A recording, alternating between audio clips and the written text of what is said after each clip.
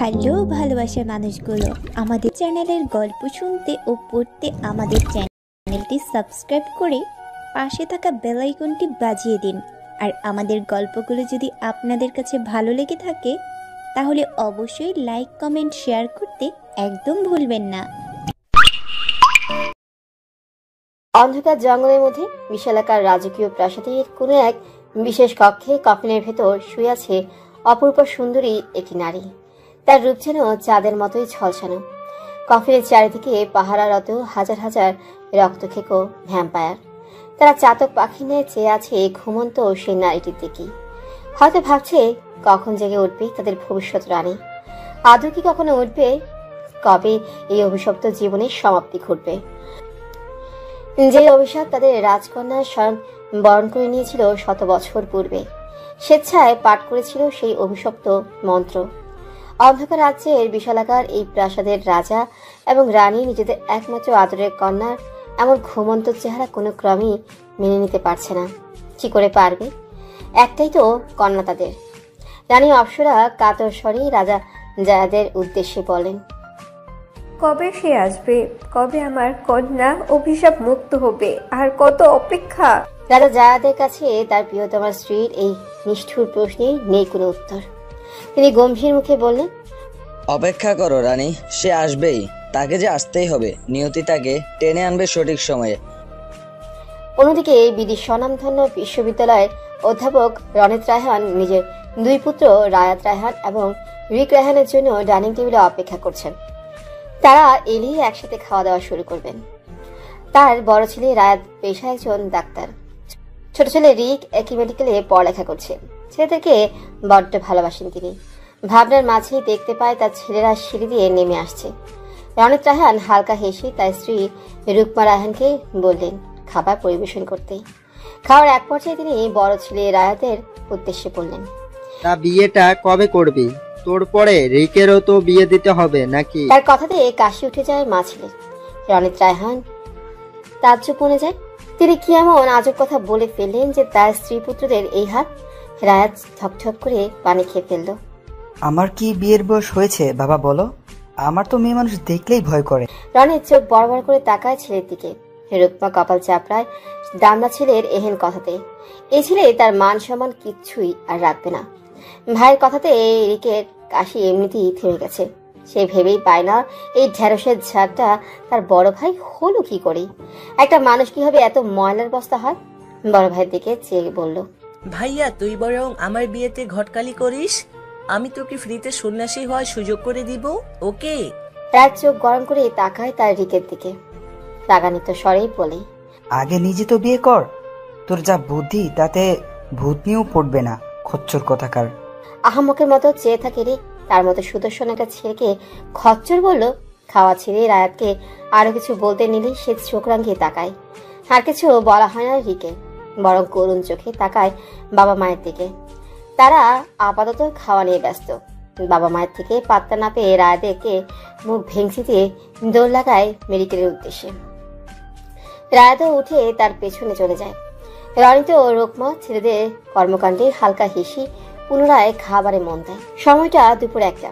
সূর্য তার সমস্ত আলো তারা পৃথিবীকে করেছে ঝলমলে, কিন্তু অন্ধকার রাজ্য আর রাজকুমারী তখনও যেন আধারেই রয়ে যায়। রাজা জায়াদ রাজ্য পরিচালনায় ব্যস্ত সময় পার করছেন। রানী অপ্সরা তার ঘুমন্ত কন্যা লিয়ানার পাশে বসে অপেক্ষায় প্রহর কাটাচ্ছেন। তার হৃদয় বড় বেকুল হয়ে আছে। বারংবার মন বলছে এই বুঝি লিয়ানা জেগে উঠবে, তাকে আম্মা বলে ডাকবে। কিন্তু না, নিয়তি চেয়ে বড্ড নিষ্ঠুর। অপেক্ষা বাড়তে থাকে, কিন্তু তার কন্যার অভিশপ্ত ঘুম আর ভাঙে না। সে আনমনে এই বলে, তবে কি সে আসবে না আমার কন্যার ঘুম ভাঙাতে? রায়াতের মেডিকেল থেকে রিসার্চের জন্য কিছু ডক্টর এবং অনুশীলনের জন্য কিছু স্টুডেন্ট নিয়ে গ্রিন ফরেস্টে যাওয়ার সিদ্ধান্ত নিয়েছে ডিন সাহেব চৌধুরী। ইতিমধ্যে সকল প্রস্তুতি সম্পূর্ণ হয়ে গেছে। কিছুক্ষণের মধ্যেই বাস এসে পড়বে। রিক প্রচন্ড এক্সাইটেড, কারণ এটা তার লাইফের ফার্স্ট ফরেস্ট ট্রিপ। তাছাড়া তার বন্ধু নায়ক আর আয়মানের কাছ থেকে শুনেছে এই জঙ্গলে ভয়ানক সব প্রাণীর বসবাস, তাই উত্তেজনাটা হয়তো একটু বেশি। অন্যদিকে রায়াতের কোনো আগ্রহই নেই। সে শুধুমাত্র কাজের জন্যই যাচ্ছে। তার এসব জঙ্গল টঙ্গল নিয়ে কোনো মাথা ব্যথা নেই।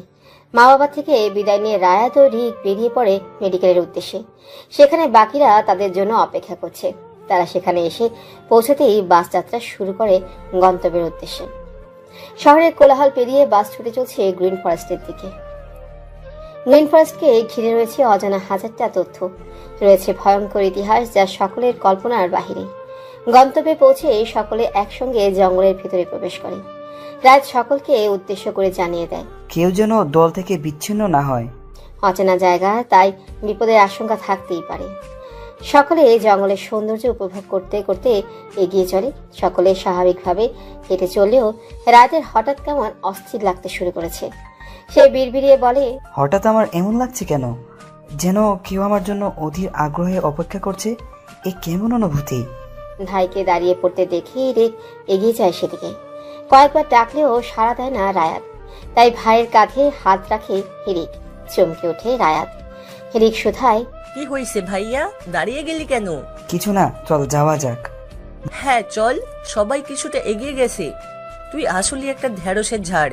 মায়ের কাছ না মনে হচ্ছে অনেকদিন। রিক নিজের মুখ থেকে নিষ্পাপ বানিয়ে পড়ে, আমার মতো নিষ্পাপ একটা বাচ্চাকে তুই কিভাবে মারতে পারিস? হাউ! কোচর নিষ্পাপ তুমি। এমন নিষ্ঠুর ভাই কারণ না হোক। রায়াত শাসিয়ে বলে। মায়ের খেতে না চাইলে অফ যা। রিকের মুখটা চুপসে যায়। ভাইকে একদম বিশ্বাস নেই। এত বান্ধবীদের সামনে যদি মেরে বসে তাহলে মান সম্মান সব ধুলোয় মিশে যাবে। ভ্যাম্পায়ার রাজ্যের সকলকে যখন হতাশায় ঘিরে ধরেছিল, ঠিক তখনই রাজকুমারের শরীর হঠাৎ কিছুটা উজ্জ্বল বর্ণ ধারণ করে। সেই উজ্জ্বল আলো দৃষ্টিগোচর হতেই ঘাবড়ে যায় পাহারারত সকল ভ্যাম্পায়ার। দ্রুত খবর পাঠানো হয় রাজা জায়াদের কাছে। খবর পেয়ে মুহূর্তেই ছুটে যায় রাজা রানী। হন্তদন্ত হয়ে প্রবেশ করে রাজকুমারীর কক্ষে। রাজকুমারীকে তীক্ষ্ণ দৃষ্টি দ্বারা কিছুক্ষণ পর্যবেক্ষণ করে রাজা জায়াদ। অতঃপর আনন্দ মিশ্রিত কণ্ঠে সকলের উদ্দেশ্যে বলেন, সে এসে গেছে রানী, রাজ্যের নিকটে। তার উপস্থিতির কারণেই রাজকুমারীর শরীর জেগে উঠতে চাইছে। একথা শুনতেই উপস্থিত সকলের চোখ খুশিতে চকচক করে ওঠে। তাদের ভবিষ্যৎ রানী আবার জেগে উঠবে, ভয়ানক নেকড়েদের বিনাশ করে নিজ রাজ্যে বিপদমুক্ত করবে। রানী অপ্সরা যেন নিজের কানকে বিশ্বাস করতে পারছে না। সে স্তব্ধ হয়ে গিয়েছে। বহু কষ্টে নিজেকে সামলে রাজা যাদের কাছে বাহু আঁকড়ে ধরে শুধায়, আপনি সত্যি বলছেন আমার কন্যা জেগে উঠবে? আমার লিয়ানা আবার আম্মা বলে ডাকবে? রাজা উপলব্ধি করতে পারে স্ত্রীর আকুলতা। কন্যার অভিশাপ মুক্তির আশায় সেজে উত্তরা হয়ে উঠেছে, তাই তাকে আশ্বস্ত করতে বলেন। হ্যাঁ রানী, সেই দিন আর বেশি দূরে নেই। শীঘ্রই রাজকুমারী ঘুমন্ত অবস্থা থেকে জেগে উঠবে, মুক্তি পাবে এই অভিশপ্ত ঘুম থেকে। রাজা জায়াদ সকল ভ্যাম্পায়ারদের উদ্দেশ্য করে বলেন, দ্রুত তোমরা ছড়িয়ে পড়ো। সে হয়তো এবারও মানুষ রূপে জন্ম নিয়েছে, তাই সাবধান। তাকে কোনো প্রকার প্রহার করবে না। সসম্মানে নিয়ে আসবে আমার প্রাসাদে। আর সবাই চিকিৎসালয় থেকে ভেষজ সেবন করে রওনা হও, তাতে মানুষের রক্তের ঘ্রাণ তোমাদের নিকট পৌঁছাবে না। একে একে সকল ভ্যাম্পায়ার ছড়িয়ে পড়ে সেই আগন্তুকের খোঁজে। একমাত্র সেই যে পারবে তাদের রাজকুমারীকে এই অভিশাপ থেকে মুক্ত করতে। অপরদিকে রায়াত এবং অন্যান্য ডক্টরদের নির্দেশ মতো ছাত্রছাত্রীরা তাঁবু টাঙ্গিয়ে ফিরেছে। খাওয়া দাওয়া শেষ করে সবাই আপাতত তাঁবুতে বিশ্রাম করছে। নিজ তাঁবুতে বসে হাঁসফাঁস করছে রায়াত। জঙ্গলে প্রবেশের পর থেকেই তার কেমন অস্থির লাগছে। মন চাচ্ছে ছুটিয়ে কোথাও চলে যেতে। সে বিড়বিড়িয়ে বলে, এমন অস্থির লাগার কারণ কি? আগে তো কখনোই এমন অনুভূতি হয়নি। অস্থিরতাটা দমাতে সে বেরিয়ে পড়ে তাঁবু ছেড়ে। ন্যাপ হাতে জঙ্গলে হেঁটে চলেছে এই রায়াত। আশেপাশে বেজায় রকম নিস্তব্ধতায় ছেয়ে গেছে। এতে তার কিছুটা ভয়ও করছে, আবার কৌতূহলও জাগছে। এই জঙ্গল সম্পর্কে অনেক কথা শুনেছে সে, যদিও এসব কিছুই সে বিশ্বাস করে না। আরো কিছুটা এগোতেই কিছু একটার সাথে হোঁচট খেয়ে পড়ে যেতে গেলে সে নিজেকে সামলে নেয় একটা গাছ ধরে।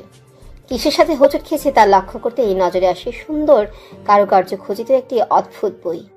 কৌতূহলী হয়ে বইটা হাত তুলে নেয়। অমনি জ্বালা করতে শুরু করে তার বুকে সে অদ্ভুত চিহ্ন, যা তার জন্ম থেকেই সৃষ্টি। হতবাক হয়ে বইটা খুলে পড়ার উদ্দেশ্যে, কিন্তু একই বই তো ফাঁকা, তাতে নেই কোনো লেখনী। ফাঁকা পেজে হাত ছোঁয়াতেই লেখাগুলো আচমকাই ফুটে উঠতে শুরু করে। অলৌকিক সব কাণ্ডে রায়াদের হাতগুলো কাঁপছে। এতক্ষণে পুরো বইয়ের লেখাগুলো দৃষ্টিগোচর হয়েছে। প্রথমেই বড় বড় অক্ষরে লেখা, ঘুমন্ত প্রিয়তমা। এতটুকু পড়তেই যেন হাজারো রোমাঞ্চকর অনুভূতিরা হানা দেয় মনের দেয়ালে। পরের পেজ থেকে সে পড়তে শুরু করে।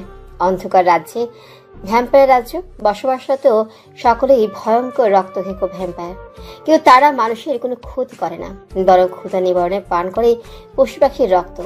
তার মূল কারণ তাদের রাজার হুকুম এবং কঠোর নিয়মাবলী। এই নিয়ম ভেঙে মানুষের দুনিয়ায় গিয়ে তাদের ক্ষতি করলে নিশ্চিত মৃত্যুদণ্ড। রাজ্যের নাম অন্ধকার রাজ্য হলেও এই রাজ্য অপূর্ব প্রকৃতিতে ভরপুর। হিংস্র ভ্যাম্পায়াররাও ভুলে যায় তাদের হিংস্রতা। হঠাৎ একদিন রাজা জায়াদ ও রানী অপ্সরার কোল আলো করে জন্ম নেয় এক কন্যা শিশু, যার রূপ সমস্ত সৌন্দর্যের অদ্ভুত শক্তির অধিকারী এই রাজকন্যা। 1000 বছর পর পর এমন একজন করে শক্তিশালী রাজকন্যার জন্ম নেয় ভ্যাম্পায়ার রাজ্যে। এই খুশিতে রাজার আদেশে রাজ্যকে নতুনভাবে সাজানো হয়, পালন করা হয় মহা উৎসব। এই খবর ছড়িয়ে পড়ে চারিদিকে, শত্রুদের কানেও পৌঁছায় সেই বার্তা। পেছন থেকে ডক্টর পিয়াস ডাকতে রায় দ্রুত লুকিয়ে ফেলে বইটা। ডক্টর পিয়াস হাসি মুখে বলে, কি ব্যাপার মিস্টার রায়াদ, একা একা ঘুরছেন? আপনাকে কোথায় না খুঁজেছি আমি। আমি দুঃখিত মিস্টার পিয়াস, মাথা ব্যথা করছিল তাই একটু বাহিরে এসেছিলাম। চলুন যাওয়া যাক। ডক্টর পিয়াস অদ্ভুত দৃষ্টিতে কিছুক্ষণ তাকিয়ে থেকে বলল, হ্যাঁ চলুন, সবাই আপনার জন্য অপেক্ষা করছে। দুজনে একসঙ্গে হাঁটতে শুরু করে তাঁবুর উদ্দেশ্যে। তবে রায়দের মনের ভিতর চলছে শখানেক প্রশ্নের আনাগোনা। বইয়ের লেখাগুলি কি আদৌ সত্য? যদি সত্যি হয় তবে কোথায় সেই রাজ্য? রাত গম্ভীর হয়ে বসে আছে নিজের তাঁবুতে। সে গভীর ভাবনার মাঝে নিমজ্জিত। মন জুড়ে চলছে অন্ধকার রাজ্য আর রাজকুমারীর বিচরণ। অবচেতন মন যেন তার নিজেরই বিরুদ্ধতা করছে। তাঁবুতে ফেরার পর অনেকটাই সময় পেরিয়ে গেছে, তবু মনটা পড়ে রয়েছে সেই অলৌকিক বইয়ের পাতায়। বিড়বিড়িয়ে বলে, কেন ওই রাজকন্যার জন্য আমি এত অস্থির অনুভব করছি? কেন আমার স্পর্শে ওই বই স্বরূপ ফিরে পায়? খুঁজে বের করতে হবে এর কারণ। তার জন্য আগে ওই বইটা পড়া প্রয়োজন। বইটা নিতে গিয়ে দেখে সেটা যথাস্থানে নেই, জায়গাটা শূন্য পড়ে আছে। তবে কি হারিয়ে গেল বইটা, সেই সাথে সকল রহস্য? হঠাৎ রাগান্বিত স্বরেই বলে ওঠে, এখানেই তো রেখেছিলাম আমি। কে নিতে পারে ওটা? কে বিনা অনুমতিতে আমার তাঁবুতে প্রবেশ করেছে? অনেক খুঁজেও বইটা না পেয়ে আক্রোশে ফেটে পড়ে রায়াত। সে জানে না এই অযথা রাগের কারণ, তবে বইটা তার লাগবেই। জানতে হবে সেই রাজ্যের সমস্ত রহস্য। তখনই সেখানে উপস্থিত হয় রিক। ভাইকে হন্যে হয়ে কিছু খুঁজতে দেখে জিজ্ঞেস করে, কে খুঁজিস ভাইয়া? এত চিন্তা কেন দেখাচ্ছে তোকে? তুই কি আমার এখান থেকে কোনো বই নিয়েছিস? ও হ্যাঁ, আমার তো বলতেই মনে নেই। তোর এখানে একটা অদ্ভুত দেখতে বই দেখলাম, ওটা আমার কাছে। পড়ার সময় পাইনি। কোনো গুরুত্বপূর্ণ কিছু? তার কথাতেই চিন্তাটা কমে গেলেও রাগ যেন বিন্দু পরিমাণ কমে না রায়াতে। রিককে উদ্দেশ্য করে বলে, তুই জানিস আমার কাছে ওই বইটা ঠিক কতটা গুরুত্ব রাখে? তোর কোনো ধারণা আছে কতটা ভয় পেয়ে গিয়েছিলাম আমি? চমকায় রিক। ভাইকে আগে কখনো এভাবে রাগান্বিত হতে দেখেনি। সে তো এটাকে নতুন কোনো উপন্যাসের বই ভেবেই নিয়েছিল। এটা এত গুরুত্বপূর্ণ জানলেই কখনই হয়তো ধরতই না। মাথা নিচু করে বলে, আমি দুঃখিত ভাইয়া, আমি বুঝতে পারিনি যে বইটা এতটা গুরুত্বপূর্ণ। আমি এক্ষুনি ওটা নিয়ে আসছি। বইটা এনে দিতেই রায়াত স্বস্তি পায়, কমে আসে সমস্ত রাগ। তাড়াতাড়ি এই বইটা হাতে নিয়ে রিককে সরি বলে নিজের ব্যবহারের জন্য, ইট ইজ ওকে ভাইয়া, দোষটা আমারই ছিল। আরে হ্যাঁ, আমি তো তোকে ডাকতে এসেছিলাম। সবাই একসাথে আড্ডা দিচ্ছে, তুইও আয়। না তুই যা, আমার এখন কিছু কাজ আছে।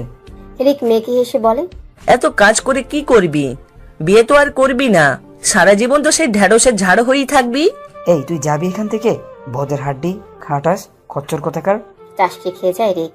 করুণ মুখে বলে, আমার মতো হ্যান্ডসাম কিউট ড্রেসিং একটা ছেলেকে তুই খাটাস বললি? ভাই তুই জানিস মেয়েরা আমাকে ক্রাশ বয়, চকলেট বয়, আরো কত কি বলে, আর তুই কিনা আমাকে খাটাস বললি? ছি, এই কষ্ট নিয়ে আমার তো আর বিয়েই করা হবে না। ছোট ভাইয়ের ঢঙ্গি কথাতে বিরক্ত হয় রায়াত। কিঞ্চিত রাগান্বিত স্বরে বলে, দূর হয়ে যা চোখের সামনে থেকে। আরে বাবা যাচ্ছি যাচ্ছি, এমনি তো তোর মতো হিংসুটে ময়লার বস্তার কাছে থাকার কোনো ইচ্ছে নেই আমার। রায়াত ফুঁচিয়ে শুধায়, বড় ভাইয়ের সাথে ফাজলামি করিস? উত্তর না দিয়ে দৌড়ে পালায় রিক। মুচকে এসে তাঁবুতে ফিরে আসে রায়াত। বইটা আগে পড়তে হবে, না হলে সবকিছু ধোঁয়াশায়ী থেকে যাবে। তাঁবুতে ফিরে ব্যস্ত হাতে বইটা খোলে, কিন্তু একই বইয়ের পাতাগুলো তো পুনরায় পূর্বের মতোই ফাঁকা হয়ে গেছে। তার হাতের ছোঁয়াতে লেখাগুলো পুনরায় ফুটে উঠতে শুরু করেছে। সে উপলব্ধি করতে পারে এই বইয়ে উল্লেখিত ঘটনাগুলোর সাথে তার কোনো না কোনো সংযোগ অবশ্যই রয়েছে। সম্পূর্ণ লেখাগুলো দৃষ্টিগোচর হতেই পড়তে শুরু করে সে। রাজকন্যা লিয়ানার সমস্ত শক্তি সে তার 18 বছর বয়স পূর্ণ হলেই তবেই ব্যবহার করতে পারবে। রাজকন্যার শক্তি সম্পর্কে যেমন ভ্যাম্পায়ার রাজ্যে অবগত ছিল, তেমনি তার শক্তির কথা পৌঁছে যায় চিরশত্রু নেকড়ে রাজ্যে। নেকড়ে রাজা আসিফ কিছুতেই মেনে নিতে পারে না ভ্যাম্পায়ার রাজ্যে এই অসীম সুখ শান্তি। নেকড়ে রাজ্য আর ভ্যাম্পায়ার রাজ্যের মাঝে বসবাস করে এক ভয়ঙ্কর জাদুকরী, যার জাদুর প্রভাব কাটাতেই পারে না স্বয়ং ভ্যাম্পায়ার রাজা ও নেকড়ে রাজাও। জাদুকরীর ইলির একমাত্র পুত্র অনুভব, যাকে সে অসীম ভালোবাসা দিয়ে বড় করে তুলেছে। তার অতি আদরের পুত্র দেখতে যেন কোনো রাজকুমারকেও হার মানাতে সক্ষম। এই দুনিয়া তার পুত্র ছাড়া আর কেউ নেই। অনুভবে ছোট থেকেই শিকার করার প্রতি অধিক ঝোঁক। সে সারাদিন জঙ্গলে ঘুরে ঘুরে শিকার করে। ইলি নিজের ছেলেকে কড়া নিষেধাজ্ঞা দিয়েছে সে যেন কোনোভাবেই জঙ্গল অতিক্রম না করে। জঙ্গলের দুই প্রান্তে দুই ভয়ানক প্রাণীর রাজ্য, কিন্তু তার অনুভব যে মানুষ, সে অবুঝ, সে নিষ্পাপ। তাদের রাজ্যে পা বাড়ালে নিষ্ঠুর পশুগুলো যে তার ছেলেকে ছিঁড়ে খাবে তা সে ভালো করেই জানে। কিন্তু নিয়তি যেন অন্যরকম কিছুই চেয়েছিল। নেকড়ে রাজা আসিফ ভ্যাম্পায়ার রাজকন্যার শক্তির লোভে জাদুকরী ইলির দ্বারস্থ হয়। তাকে সবকিছু দিতে প্রস্তুত থাকার পরেও ইলি তার প্রস্তাব নাকচ করে ফিরিয়ে দেয় নেকড়ে রাজাকে। এতে আসিফ প্রচন্ড রেগে গেলেও তার কিছুই করার থাকে না, তাই সে ফিরে যায় নিজ রাজ্যে। অন্যদিকে রাজকন্যা লিয়ানা বড় হতে থাকে প্রকৃতির নিজ নিয়মে। বড় হওয়ার সাথে সাথে তার রূপ যেন ঠিকরে বেরোতে শুরু করে। বর্তমানে রাজকুমারীর বয়স 17 বছর পেরিয়ে 18তে ছুঁই। সে 18তে পদার্পণ করলেই তার শক্তি কাজ করতে শুরু করবে, সেই ভয়েই তটস্থ নেকড়ে রাজা। তিনি তার রাজ্যের সেনাপতি রবার্টের সাথে পরামর্শ করেন। এই ব্যাপারে চিন্তিত মুখে বলে, সেনাপতি রবার্ট, তুমি তো জানো জায়েদ কন্যা লিয়ানার বয়স 18 হতে আরো বেশি দিন নেই। সে তার শক্তি ব্যবহার শুরু করলেই সে ধ্বংস করে দেবে আমার রাজ্য। তাকে আশ্বস্ত করে রবার্ট, আপনি চিন্তা করবেন না মহারাজ, তার পূর্বেই আমরা তাকে শেষ করে দেব। আসিফ ক্ষুব্ধ স্বরে বলে, কিন্তু কিভাবে সেনাপতি? এই জাদুকরী অলি আমার প্রস্তাব নাকচ করে দিয়েছে। তা কি জানো না তুমি? এত বড় সাহস এই সামান্য জাদুকরীর। কিছুক্ষণ ভেবে রবার্ট বলে, আগে রাজকন্যাকে শেষ করি, তারপর ওই মানবী ইলির ব্যবস্থা নিয়ে যাবে। আপনি অনুমতি দিলে আমি কিছু বলতে চাই। বলো সেনাপতি, তুমি এখন আমার একমাত্র ভরসা। মহারাজ, আমাদের রাজকুমার রঙ্গন অনেক বুদ্ধিমান। সে এমন একজন পুরুষ যার নেই কোনো আবেগ, নেই কোনো ভালোবাসা। তাকে দিয়ে রাজকুমারী লিয়ানাকে প্রণয়ের মায়ায় ফাঁসিয়ে শেষ করে দিলে সমস্যার সমাধান হয়ে যাবে। সেনাপতির কথাতে খুশি হয় আসিফ, বলে, যথাযথই বলেছ রবার্ট, তুমি ডেকে পাঠাও আমার পুত্রকে। রাজকুমার রঙ্গন শিকারে ব্যস্ত। এর ভেতর বাবার ডাক পেয়ে ফিরে আসে প্রাসাদে। বাবাকে সেনাপতি রবার্টের সাথে বসে থাকতে দেখে কিছু একটা আন্দাজ করতে পেরে বলে, হঠাৎ আমার তলব কেন বাবা? পুত্রের কথায় ফিরে তাকায় আসিফ, শান্ত স্বরে বলে, দেখো রঙ্গন, তুমি এই রাজ্যের রাজকুমার, তোমার কিছু দায়িত্ব থাকে রাজ্যের প্রতি। আমি এবং সেনাপতি আলোচনা করে সিদ্ধান্ত নিয়েছি জায়াত কন্যা লিয়ানাকে তুমি হত্যা করবে। পিতার এহেন কথায় আতকে উঠে রঙ্গন, আতঙ্কিত স্বরে বলে, এসব কি বলছো? তুমি তো জ্ঞানত ওই রাজকন্যার শক্তির দৃষ্টান্ত সম্পর্কে। তার শক্তির সম্মুখে আমি খুবই নগ্ন। পুত্রের ভীত মুখশ্রী দেখে বিরক্ত হয় আসিফ। তাকে আশ্বস্ত করতে বলে, আমার পুত্র তোমাকে যুদ্ধ করতে বলিনি, বলেছি ভালোবাসার জালে ফাঁসাতে। ভালোবাসার জালে ফাঁসিয়ে শেষ করে দাও তাকে। পিতার কথার সম্মতি জানে রঙ্গন বলে, ঠিক আছে, আমি অবশ্য চেষ্টা করব। তবে শুনেছি সে রাজকন্যা পরীর মতোই সুন্দরী এবং যথেষ্ট চতুর। এত সহজে হবে না তাকে ফাঁসানো। তাকে কৌশল দ্বারা ঘায়েল করতে হবে। তোমাকে আমি দায়িত্ব দিচ্ছি, আশা করি তুমি নিরাশ করবে না নিজের পিতাকে। আমি সর্বোচ্চ চেষ্টা করব। আসি। রাজকুমার প্রস্থান করতে অট্টহাসিতে ফেটে পড়ে আসিফ ও রাবার্ট। অনুভব শিকারের পেছনে ছুটতে ছুটতে জঙ্গলের শেষ প্রান্তে চলে এসেছে। ঠিক তখনই শুনতে পায় কোনো নারীর খিলখিলিয়ে হাসির আওয়াজ। অবাক হয়ে ভাবে, এই গভীর জঙ্গলে কোনো নারী কিভাবে আসতে পারে? তার কোনো ধারণা নেই দুইটি ভয়ঙ্কর রাজ্য সম্পর্কে। সে আরেকটু এগিয়ে যায় হাসির উৎস খুঁজতে। কিছুটা এগোতেই দেখতে পায় সুন্দরী এক কন্যা গাছের ডালে দোল খাচ্ছে আর খিলখিলিয়ে হাসছে। এ যেন স্বর্গরাজ্যের কোনো দৃশ্য।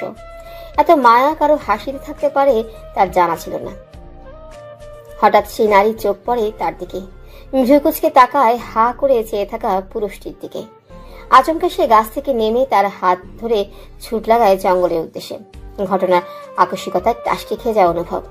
নিজ মনে মনে বলে, এই মেয়ে পাগল হলে নাকি? অচেনা একটা পুরুষের হাত ধরে দৌড়াচ্ছে। অতি সুন্দরী মেয়েরা কি পাগল হয়? হাই খোদা, বাঁচাও আমাকে। শেষে কি এক পাগলি রূপে মুগ্ধ হলাম? জঙ্গলে এসে তার হাত ছেড়ে দেয়। অনুভব নারীটিকে উদ্দেশ্য করে কিছু বলতে নেবে, তার পূর্বেই রমণী বলে ওঠে, আমার নাম লিয়ানা, আর আমি কোনো পাগল টাগল নই। ওখানে তোমার বিপদ হতে পারত, তাই এখানে নিয়ে আসা। আশা করি বুঝেছো। টাস্টি খেয়ে যায় অনুভব। এই মেয়ে কি তার মনের কথা শুনতে পাচ্ছে? এই মেয়ে আবার কোনো পেতনি নয় তো? এত বড় জঙ্গলে পেতনি থাকতেই পারে। সে কি তবে পেতনির পাল্লায় পড়লো? পেতনিরাও আজকাল এত সুন্দর হয়ে গেছে।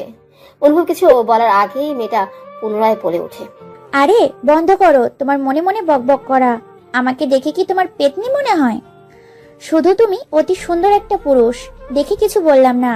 আমি কোনো পেতনি নই। জঙ্গলের ওপারে আমার ঘর, বুঝতে পেরেছো? একের পর এক হতবাক হয়ে অনুভবের মুখে চুপসে যায়। সে ঠিক করে এই কন্যার সামনে মনে মনেও আর কিছু বলবে না। সূর্য পশ্চিম দিকে হেলে পড়তেই হুঁশ আসে ইলিয়ানার। আর থাকা যাবে না, আম্মা চিন্তা করবে। অনুভবকে উদ্দেশ্য করে বলে, তুমি কাল আবার এখানে আসবা। আমি তোমার জন্য অপেক্ষা করব। এখন যেতে হবে, আম্মা চিন্তা করবে দেরি করলে। আমি কেন আসব?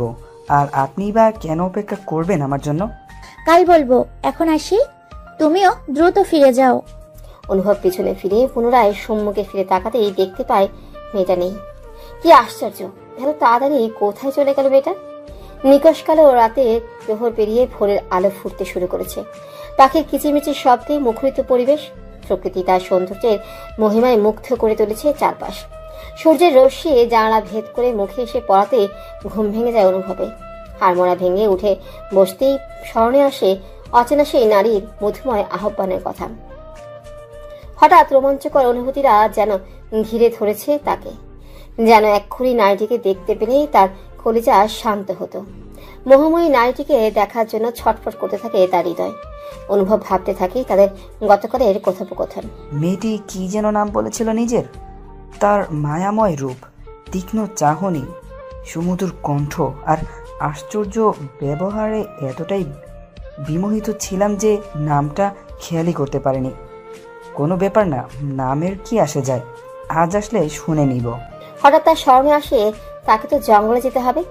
গলা উঁচিয়ে নিজের মাতাকে ডাকতে লাগলো। ইলি ছেলের ডাক শুনে মুচকি আসে।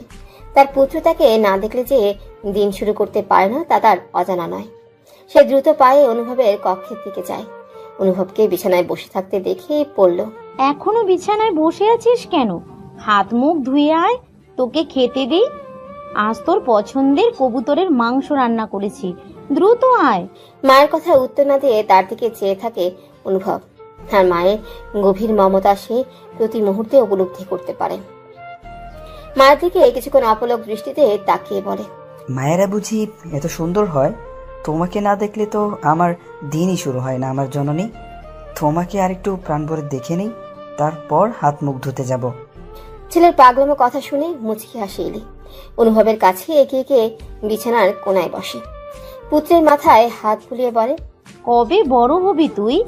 বিয়ে করে বউ নিয়ে আসার পরেও কি থাকবে নিজের মায়ের প্রতি এমন ভালোবাসা? অনুভব কিঞ্চিত রাগান্বিত স্বরে বলে, বউকে প্রেমিকার মতো ভালোবাসবো আর মাকে জননীর মতো ভালোবাসবো। তোমার প্রতি ভালোবাসা আমার কখনোই কমবে না মা, উল্টো আরো বাড়বে, বুঝেছো? ছেলের কথাই মনে মনে খুশি হলেও প্রকাশ করে না এলি। অনুভবকে ওঠার তাড়া দিয়ে বলে, পাকা পাকা কথা বলে মায়ের মন গলাতে ভালোই শিখেছিস, তাড়াতাড়ি খেতে আয়। মা বেরিয়ে যেতে কিছুক্ষণ হাসি অনুভব। তারপর হাত মুখ ধুয়ে মাতার সাথে ভোজন শেষ করে মাকে বিদায় জানিয়ে বেরিয়ে পড়ে জঙ্গলের উদ্দেশ্যে। অন্যদিকে রাজকুমারী গভীর চিন্তায় মগ্ন। কিভাবে প্রহরী ভ্যাম্পায়ারদের চোখ এড়িয়ে যাবে সেই সুদর্শন পুরুষের নিকট। প্রাসাদ থেকে বেরিয়ে আসতেই দেখতে পায় সদরদারের সকল ভ্যাম্পায়াররা পাহারারত। রাজকুমারীকে দেখে মাথা নুয়ে সম্মান প্রদর্শন করে তারা। রক্ষী প্রধান এগিয়ে আসে তার নিকট, জানতে চায়, কোথাও যেতে চান রাজকন্যা? লিয়ানা কঠোর স্বরে বলে, বাহিরে যেতে চাই, ভ্রমণের উদ্দেশ্যে। দ্বার খুলে দিন। রাজকুমারী হুকুমে খুলে দেওয়া হয় সদর দরজা। সেখানে আর এক মুহূর্ত দেরি না করে দ্রুত প্রস্থান করে রাজকুমারী। তড়িৎ বেগে ছুটে চলে জঙ্গলের দিকে। আনমনে ভাবে, অনেকটা দেরি হয়ে গেছে। সে কি আমার জন্য অপেক্ষা করছে নাকি ফিরে গেছে তার নিজ ভবনে? অপরদিকে অনুভব অনেকটা সময় অপেক্ষা করে ক্লান্ত হয়ে বসে পড়ে গাছের পিঠ লাগিয়ে। আনমনি বলে, সে কি আসবে না? কথা দিয়ে কথা রাখবে না, নাকি ভুলেই গিয়েছে একদিনের দেখা এই পুরুষটিকে? মুহূর্তে রাজকুমারী সেখানে পৌঁছে যায়। দূর থেকে দেখতে পায় সুদর্শন পুরুষটির ক্লান্তি ভরা মুখ। খানিকটা মন খারাপ হয় তার। দেরি করে আসার কারণে যে সুপুরুষটির এত অপেক্ষা, এত ক্লান্তি। ব্যস্ত পায়ে এগিয়ে যায় তার দিকে। হঠাৎ কারো আসার শব্দে মুখ তুলে তাকায় অনুভব। দেখতে পায় তার দিকে চেয়ে আছে এক স্বর্গীয় পরী। তার সাদা বস্ত্র বাতাসে উড়ে জানান দিচ্ছে, তুমি কোনো মানবী নও হে নারী, তুমি যে স্বর্গরাজ্যের হারিয়ে যাওয়া এক পরী।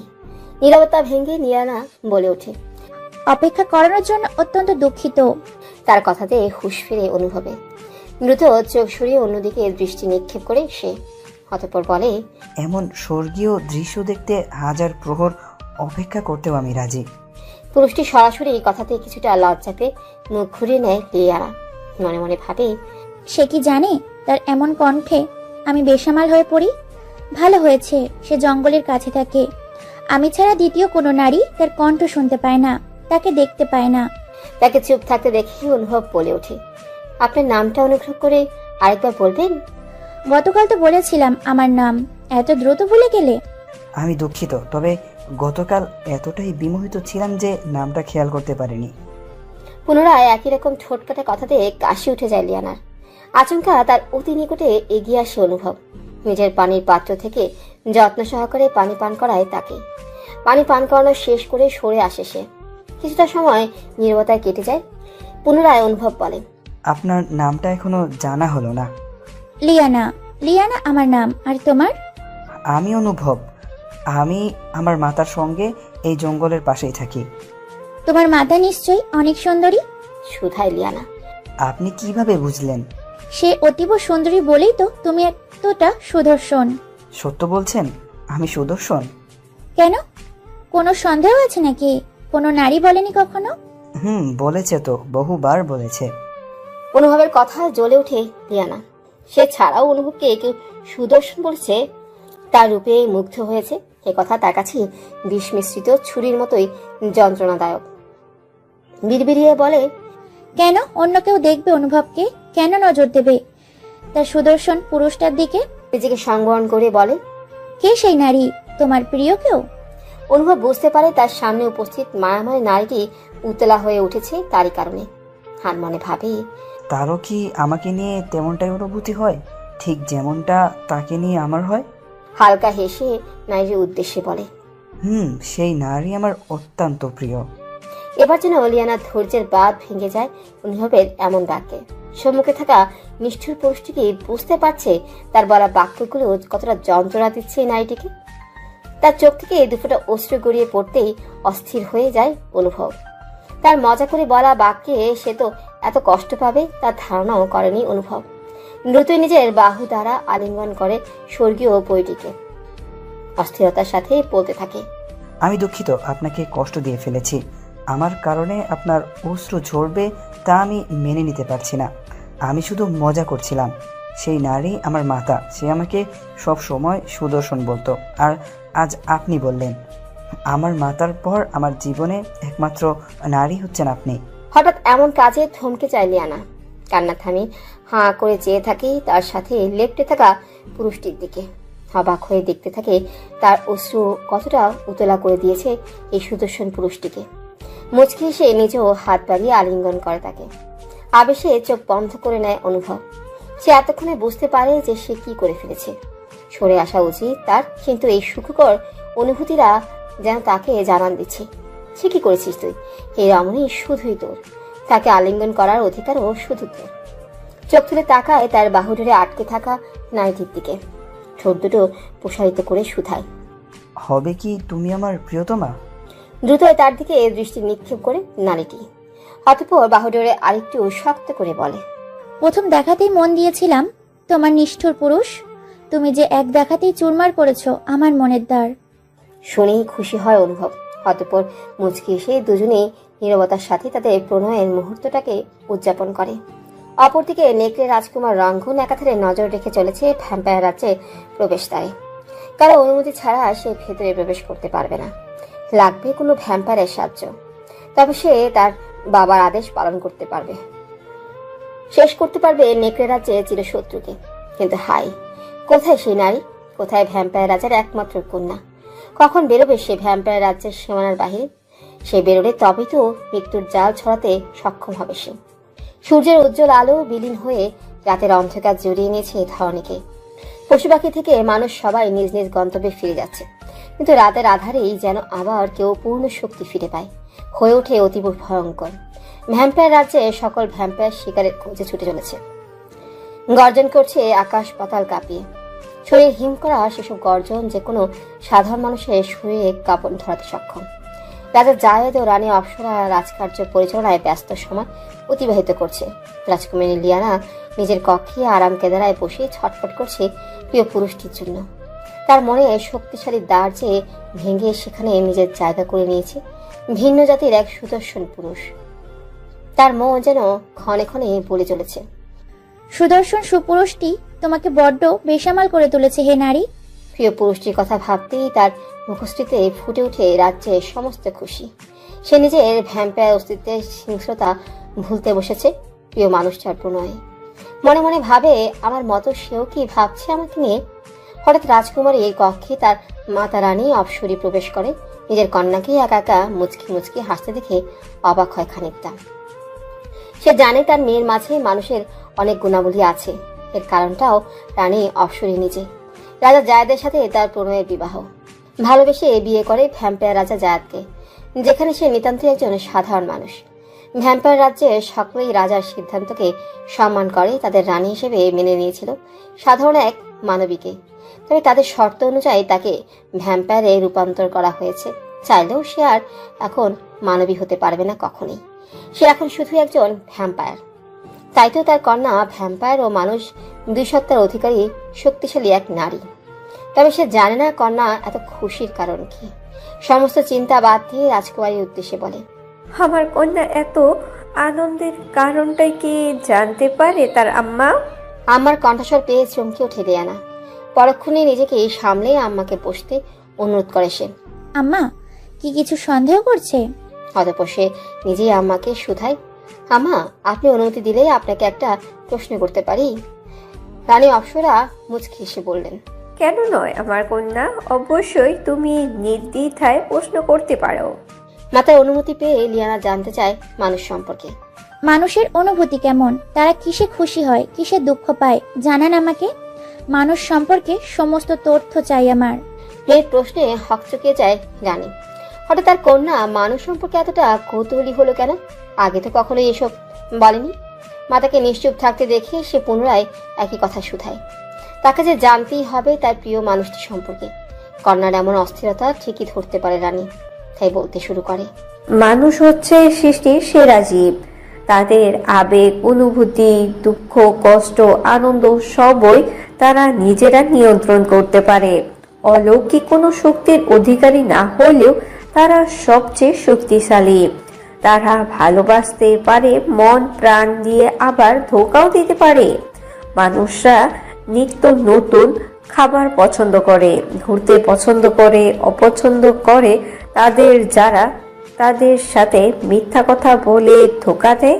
কিন্তু তুমি কেন জানতে চাইছো তাদের সম্পর্কে? আমার কথাগুলো এতক্ষণ মনোযোগ দিয়ে শুনছিল লিয়ানা। হঠাৎ মাতার প্রশ্নে ধ্যান ভাঙে তার। বলল, এমনিতেই আসলে জানতে ইচ্ছে করছিল। মায়ের কোলে মাথা রেখে শুয়ে আছে অনুভব। ঘুমাতে পারছে না সে। ইচ্ছে করছে ছুটে চলে যেতে তার প্রিয়তমার কাছে। খুব করে জানতে ইচ্ছে করছে তার প্রিয়তমার বর্তমান অবস্থা। কি করছে সে এখন? অস্থির হয়ে যাচ্ছে অনুভব তার প্রিয়তমার কারণে। ছেলেকে অস্থিরভাবে শ্বাস নিতে দেখে ঘাবড়ে যায় ইলি। অনুভবের মাথায় হাত বুলিয়ে জানতে চায় তার অস্থিরতার কারণ। নাকে চিন্তিত দেখে মাথা তুলে হালকা হাসে অনুভব। বলল, ঘুম পাচ্ছে মা? ওহো, এই কথা! আমাকে তো ভয় পাইয়ে দিয়েছিলি বাদর ছেলে। মায়ের দুই গালে হাত রাখে অনুভব। বলল, আমি তো জানি আমার জননী আমাকে চোখে হারায়। তার কথায় মাথায় আস্তে করে দাঁতটা মারিলি। বলে, ঘুমিয়ে পড় তুই, আমি যাই। দরজা থেকে এগিয়ে গেলেই পেছন থেকে অনুভব বলে ওঠে, শুভ রাত্রি মা। শুনতে পেয়ে মুচকি এসে নিজের কক্ষে চলে যায় ইলি। মা চলে যেতে সে আবারও মগ্ন হয়ে পড়ে প্রিয়তমার ভাবনাতে। এ কি জাদু করিলা তুমি কন্যা? সাত সে ঘুমাতে পারে না। ভোরের আলো ফুটতেই রাজ্যের ঘুম নেমে আসে তার চোখে। একসময় ঘুমের কোলে ঢলে পড়ে সে। সময়টা দুপুর, তবে নেকড়ে রাজ্যকে সূর্যের তীব্র রশ্মিও যেন আলোকিত করতে পারে না, এতটাই অন্যায় অনাচার চলে সেখানে। চারিদিকে শুধু গগন বিদারক চিৎকার। প্রাসাদে আসিফ এবং রবার্ট রাজসভায় আলোচনা করছে। আসিফ চিন্তিত ভঙ্গিতে সেনাপতি রবার্টকে বলে, তোমার কি মনে হয় রবার্ট, আমার পুত্র কি সফল হবে? পারবে কি আমাদের চিরশত্রুকে শেষ করতে? রবার্ট মহারাজকে আশ্বস্ত করতে দ্রুত বলে ওঠে, অবশ্যই পারবে মহারাজ। আমাদের রাজকুমার রঙ্গন তীক্ষ্ণ বুদ্ধির অধিকারী। সে যখন এই দায়িত্ব নিয়েছেন তখন অবশ্যই পূরণ করবে তার দায়িত্ব। রবার্টের কথাতে আশ্বস্ত হয় রাজা আসিফ, তবুও যেন তার চিন্তা কমে না খুব একটা। যে করেই হোক শেষ করতে হবে এই রাজকুমারী। তো হয়ে যাবে আমি সহ আমার বিশাল এই কালো জগৎ।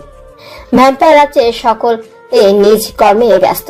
রাজা রানী রাজসভায় উপস্থিত রাজসিপাহীদের সাথে কিছু গুরুত্বপূর্ণ আলোচনা করছেন। তখনই সেখানে উপস্থিত হয় রাজ্যের মন্ত্রী ওয়ালিদ, তবে তার সঙ্গে রয়েছে একজন অচেনা যুবক। ওয়ালিদ রাজা এবং রানীকে সম্মান প্রদর্শন করে তাদের সাথে পরিচয় করিয়ে দেয় যুবকটি। রাজামশাই, যুবকটি আমার বোনের একমাত্র পুত্র রণবীর। যুবকটি সম্মান প্রদর্শন করে রাজা এবং রানীকে। রাজা জায়াদ হালকা হেসে যুবকটির উদ্দেশ্যে বলে, স্বাগতম তোমাকে আমার প্রাসাদে, আমার গৃহের অতিথি। তুমি কোনো সমস্যা হলে অবশ্যই জানাবে। যাও মন্ত্রী, তাকে কক্ষে পৌঁছে দিয়ে আসো। রণবীর মুচকে এসে ধন্যবাদ জানিয়ে প্রস্থান করে সেখান থেকে। মন্ত্রী ওয়ালিদ তাকে পৌঁছে দেয় নির্ধারিত কক্ষে। কক্ষে প্রবেশ করে রহস্যময় হাসে রণবীর। মন্ত্রী চলে যেতেই সে বেরিয়ে পড়ে প্রাসাদটা ঘুরে দেখতে। প্রাসাদের বাহিরের বাগানে নজর পড়তেই মুগ্ধতায় ছেয়ে যায় তার চোখ। বাগানের ফুলগুলোকে কোমল হাতে ছুঁয়ে দিচ্ছে এক নিদারুণ সুন্দরী কন্যা। বাগানের ফোটা অগণিত নাম না জানা বাহারি ফুলের মাঝে সৌন্দর্যতার প্রতিযোগিতাতে এই ফুলটাই বেশি আকর্ষণীয়। পাহারা তো এক প্রহরীকে ডেকে জিজ্ঞাসা করে, কে এই কন্যা, কি তার পরিচয়? প্রহরী তার দৃষ্টি অনুসরণ করে দেখতে পায় রাজকুমারীকে। সে যুবকটিকে জানায় ইনি রাজার একমাত্র কন্যা রাজকুমারী লিয়ানা। প্রহরীর কথায় কিছুটা চমকে যায় রণবীর। পরক্ষণে এই রহস্যময় হেসে ত্যাগ করে সে স্থান, এগিয়ে যায় রাজকুমারীর দিকে। আশেপাশে কারো উপস্থিতি বুঝতে পেরে এদিক ওদিক তাকাতেই লিয়ানা দেখতে পায় একটি যুবক তার দিকে এগিয়ে আসছে। চিনতে পারে না সে আগে কখনো দেখেছে বলেও মনে পড়ে না। অপরিচিত পুরুষ তার বাগানে প্রবেশ করেছে দেখে রাগান্বিত হয় রাজকুমারী। এর আগেই তার তীক্ষ্ণ দাঁত দুটো বেরিয়ে আসে, নাকগুলো বিরাট আকার ধারণ করে। হাওয়ার বেগে ছুটে গিয়ে তার বড় বড় নখ দ্বারা আঁচড় কাটে যুবকটির শরীরে। যুবকটি ব্যথায় আহ বলে বসে পড়ে, তবুও যেন রাগ কমছে না রাজকুমার।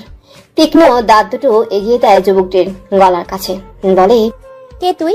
এত বড় সাহস তোর? আমার অনুমতি ছাড়া আমার বাগানে প্রবেশ করেছিস? নিজের পরিচয় দে, নতুবা এক্ষুনি তোর সমস্ত রক্ত শুষে নিব আমি। দূর দেখে রানী দেখতে পায় তার কন্যা রণবীরের প্রাণ নিতে মরিয়া হয়ে উঠেছে। সে হন্তদন্ত পায়ে ছুটে যায় বাগানের দিকে। লিয়ানাকে থামিয়ে রাগান্বিত স্বরে বলে, এ কি করছো তুমি কন্যা? এই যুবক প্রসাদের অতিথি মন্ত্রী মশাইয়ের বোনের পুত্র রণবীর। অতিথির সাথে তুমি কিভাবে এ রূপ আচরণ করতে পারো? মাতার কথাতে শান্ত হয়ে যায় লিয়ানা। ভুল করেছে বুঝতে পেরে নিজেকে স্বাভাবিক করে সরে আসে রণবীরের কাছ থেকে। মাতাকে বলে এমন হলেই তার নিজের পরিচয় দেওয়ার প্রয়োজন ছিল। রণবীর কোনোভাবে উঠে দাঁড়িয়ে বলে, আমি দুঃখিত, আসলে আমার জানা ছিল না আপনি এত রাগান্বিত হয়ে যাবেন। রানী অপ্সরা বুঝতে পারেন তার কন্যার রাগের কারণ। তিনি বলেন, তাহলে তোমরা আলাপ করো, আমি কক্ষে যাচ্ছি, আমার বিশ্রাম প্রয়োজন। রানীমা প্রস্থান করেছেন দেখে রণবীর রাজকুমারীকে বলল, যেহেতু আমাদের মধ্যে একটা ভুল বুঝাবুঝি হয়েছে, তাই আমাদের উচিত সেটাকে শুধরে নেওয়া। আমরা কি বন্ধু হতে পারি? লিয়ানা মোটে ইচ্ছে নেই এর সাথে বন্ধুত্ব করা, তবু অতিথিকে তো অসম্মান করা যায় না, তাই বাধ্য হয়ে সম্মতি জানালো। রাজকুমারীর সম্মতি পেয়ে খুশি হলো রণবীর। সে বলল, আপনাদের রাজ্যে আমি প্রথমবার এসেছি, আপনি কি অনুগ্রহ করে আমাকে রাজ্যটা ঘুরিয়ে দেখাবেন? লিয়ানা বলল, হ্যাঁ অবশ্যই, কেন নয়। আপনি আবার প্রাসাদের অতিথি বলে কথা, চলুন তবে যাওয়া যাক। তারা বেরিয়ে পড়লো রাজ্য ঘুরতে। এক পর্যায়ে রণবীর রাজ্যের পাশে জঙ্গল দেখার ইচ্ছা প্রকাশ করলো। জঙ্গল দেখতে দেখতে হঠাৎ এক সুন্দর ফুলে চোখ আটকে গেল রণবীরে। রাজকুমারীকে বলল ফুলটি তাকে নিয়ে দিতে। অবাক হয়ে লিয়ানা বলল, ফুলটা তো আপনি নিজেও তুলে নিতে পারেন। রাজকুমারীর কথায় রণবীর হালকা হেসে বলল, পারি, কিন্তু আপনি দিলে খুশি হব। বাধ্য হয়ে লিয়ানা নিজেই ফুলটা তুলে তাকে দিল। অনুভব শিকারের পেছনে ছুটছিল জঙ্গলে। হঠাৎ অদূরে দেখতে পায় তার প্রিয়তমাকে এক যুবকের সঙ্গে। সে ভাবতে থাকে যুবকটি কে হতে পারে। ঠিক তখনই সে এক হৃদয় পোড়ানো দৃশ্য দেখতে পায়। তার প্রিয়তমা অচেনা সেই যুবকটিকে ফুল দিচ্ছে। সেই দৃশ্যে তার আকাশ পরিমাণ কষ্ট হয়, যেন তার বুকে কেউ গরম উত্তপ্ত লোহা ঢুকিয়ে দিচ্ছে। নিষ্ঠুর প্রিয়তমা, আজ তুমি আমাকে আকাশ সমান কষ্ট দিয়েছ। সে দ্রুততার সাথে ত্যাগ করে সেই স্থান। তার মনে মনে বলা প্রত্যেকটা কথা রাজকুমারী শুনতে পায় তার ভ্যাম্পায়ার শক্তির কারণে। আশেপাশে তাকে কাউকে দেখতে পায় না, তবে সে বুঝতে পারে তারই কারণে কষ্ট পেয়েছে তার প্রিয়। কিন্তু সঙ্গে রণবীর থাকায় কিছুই করার থাকে না রাজকুমারী। রণবীর জানতে পারলে তার রাজ্যের সকল লোকজনও জেনে যেতে পারে। এতেই তার প্রিয়র ক্ষতির আশঙ্কা রয়েছে। এই মুহূর্তে তার নিজের প্রতি রাগ হচ্ছে। কেন এই যুবকের কথা মানতে গেল সে? তার হিংস্রতা প্রকাশ পেতে চাইছে, তাই দ্রুতই ফিরে তার প্রাসাদের উদ্দেশ্যে। রণবীর ঘুমিয়ে আছে নিজ কক্ষে। রাত্রের মধ্যম প্রহরে কেউ তার কক্ষে প্রবেশ করে। এগিয়ে যায় ফুলদানিতে সাজিয়ে রাখা সুন্দর ফুলটির দিকে। নিজের সমস্ত হিংস্রতা নিয়ে হাতে নেয় ফুলটি।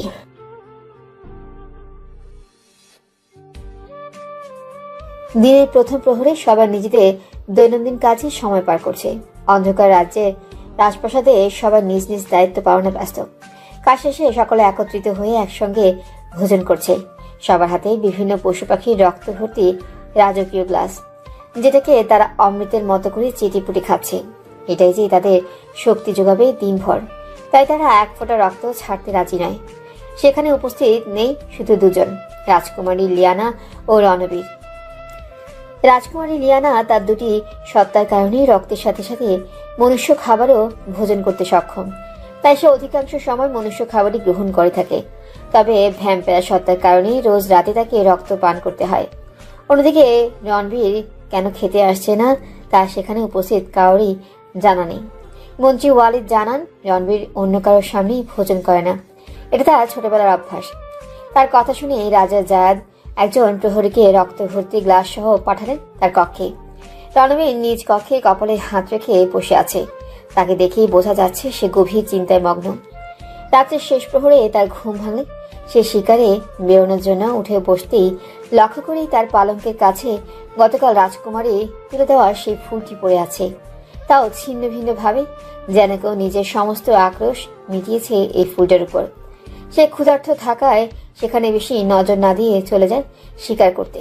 তবে শিকার শেষে তার ক্ষুধার কে এসেছিল আমার পক্ষে? কেউ কি সন্দেহ করেছে আমাকে? আমার পরিচয় সম্পর্কে প্রাসাদের কেউ আবার জেনে যায়নি তো? তখনই কেউ কক্ষের দাঁড়ি করা নাড়ি। দ্রুত উঠে গিয়ে দ্বার খুলে দেখতে পায় একজন ভ্যাম্পায়ার দাঁড়িয়ে আছে রক্ত ভর্তি গ্লাস নিয়ে। সে কিছু বলার আগেই ভ্যাম্পায়ারটি বলে, আপনার জন্য খাবার নিয়ে এসেছি, অনুগ্রহ করে গ্রহণ করুন। আর কথা না বাড়িয়ে গ্লাসটি নিয়ে কক্ষের দ্বার পুনরায় বন্ধ করে দেয় সে। রাজকুমারী আরো আগেই ভোজন সেরে বেরিয়ে গেছে বাহিরে।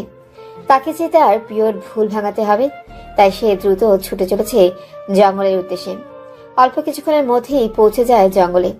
নির্ধারিত জায়গায় গিয়ে খুঁজতে থাকে তার সুদর্শন পুরুষটিকে। কিন্তু কোথায় সে? আমি কি সময়ের পূর্বেই চলে এসেছি? থাক, অপেক্ষা করি, সে হয়তো একটু পরেই চলে আসবে। একটু একটু করে সময় পেরোতে থাকে, কিন্তু হাই, রাজকুমারীর অপেক্ষা আর শেষ হয় না।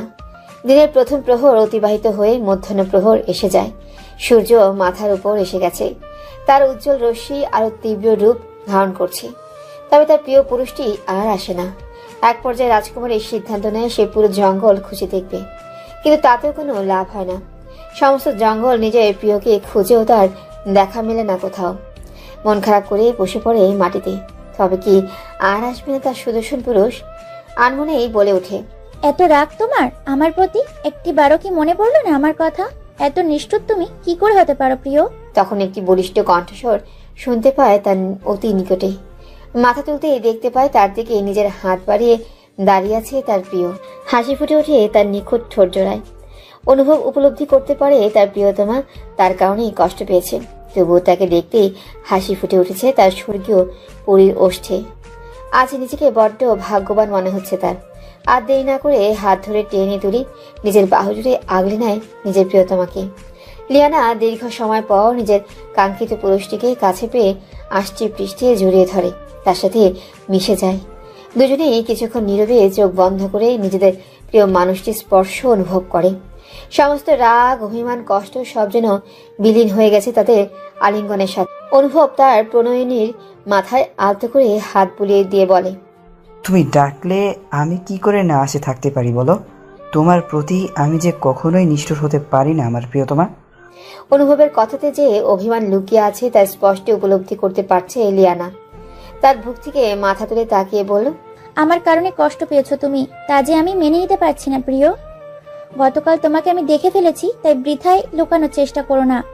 কালকে সেই যুবক ছিল আমার পরিবারের অতিথি, শুধুমাত্র অতিথিকে অসম্মান করব না বলেই তাকে নিয়ে বেরিয়েছিলাম আশপাশটা ঘুরে দেখতে, আর ফুলটাও তার ইচ্ছে রাখতেই এক প্রকার বাধ্য হয়ে দিয়েছিলাম।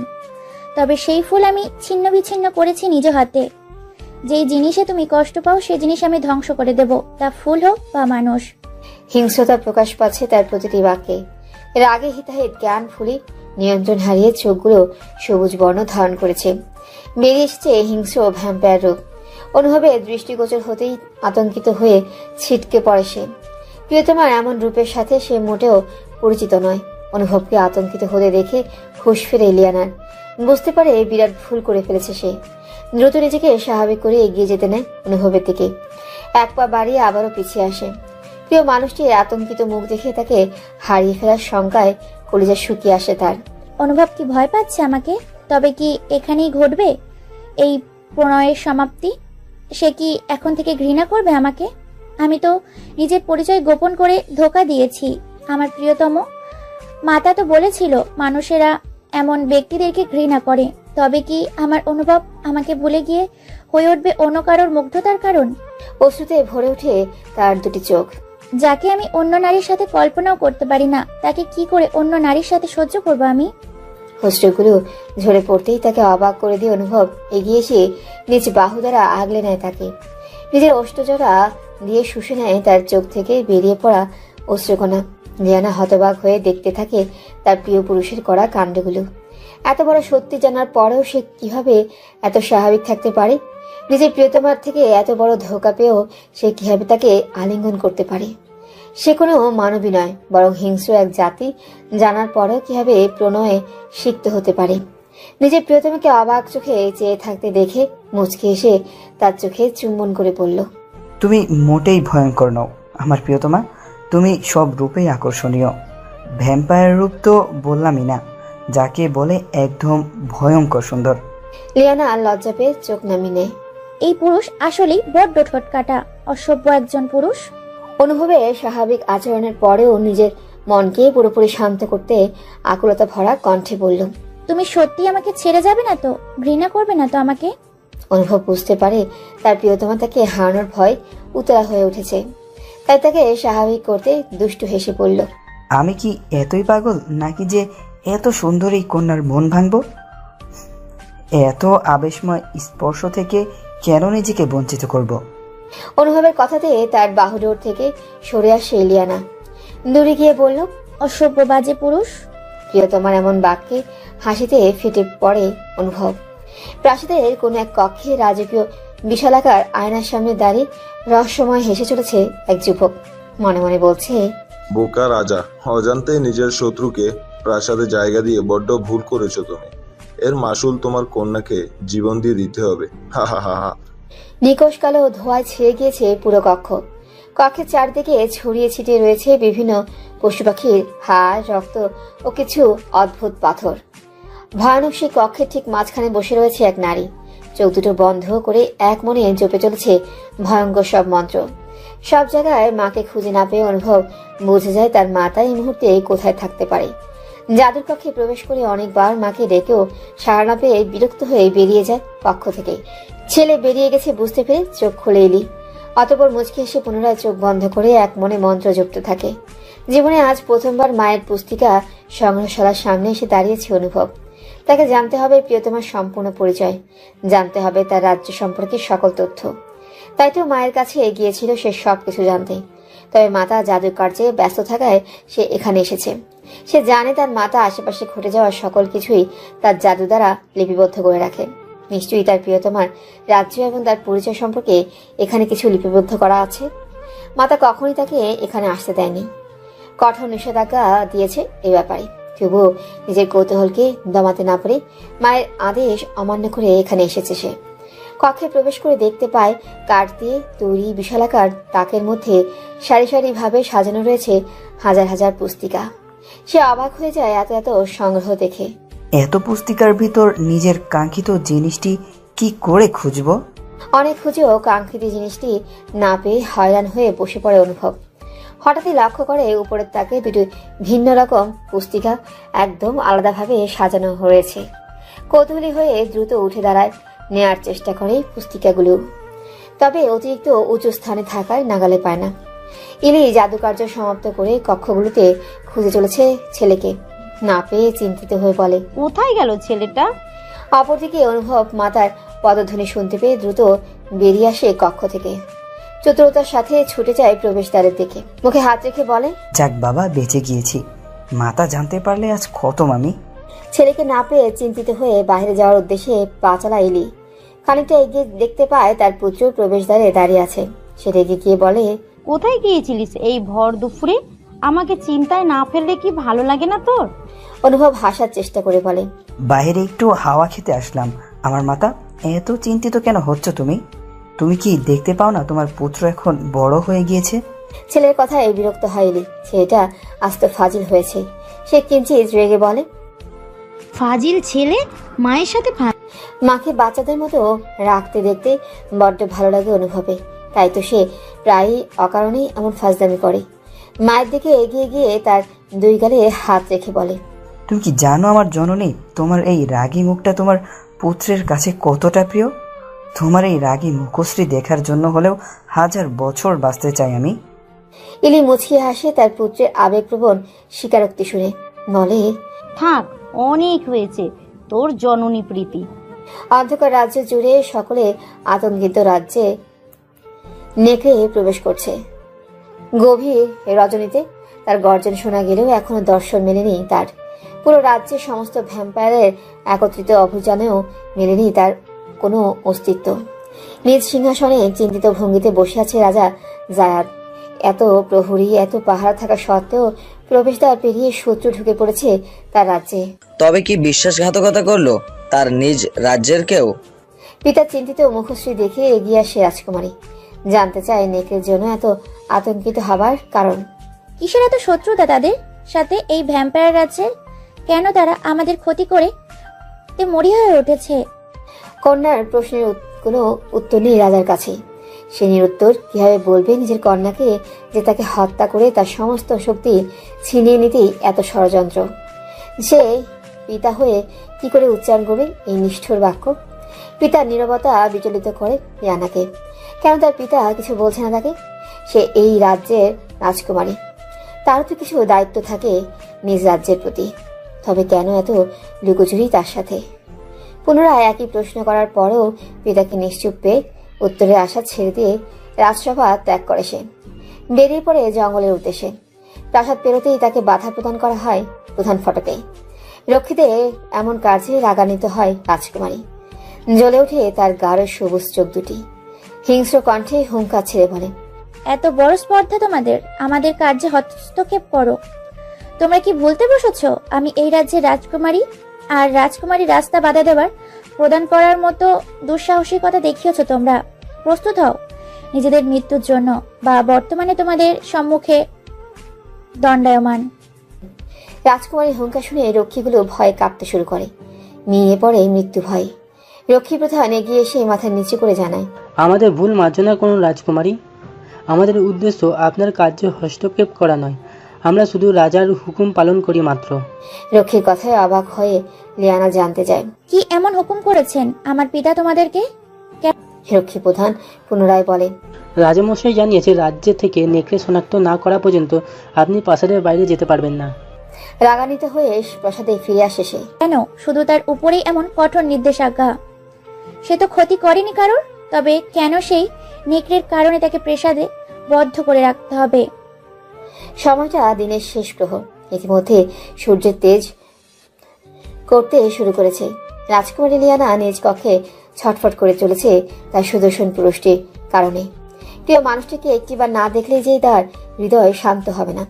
অনেকবার চেষ্টা করেও বেরোতে না পেরে কক্ষে ফিরে আসে সে। সবকিছু অতি বিরক্ত লাগছে তার। আনমনেই ভাবে, অনুভব কি এখনো অপেক্ষা করছে আমার জন্য, নাকি অভিমান করে ফিরে গিয়েছে নিজ ভবনে? একটা মোটা গাছের গুড়ির উপর বসে আছে অনুভব। প্রিয়তমার জন্য অপেক্ষা করতে করতে পেরিয়ে গিয়েছে অনেকটাই সময়।